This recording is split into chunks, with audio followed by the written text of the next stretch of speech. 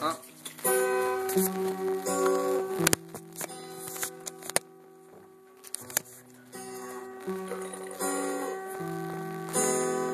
Det finns en man som gör mig glad. Det finns en man som gör mig lycklig. Han heter Gustav Knutsson. Och det är världens bästa karl.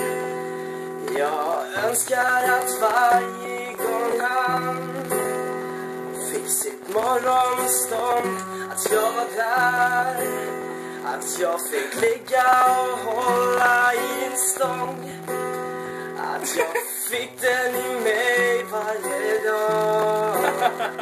Och han ger mig en närhet och värme, precis som när han träffar min G-punkt. Det är Gustav, han är en man. Jo, det är Gustav, han är min man. Han är den där som alla kvinnor vill ha, men han har valt mig.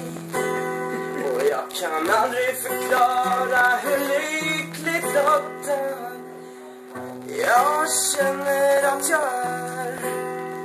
För han har världens största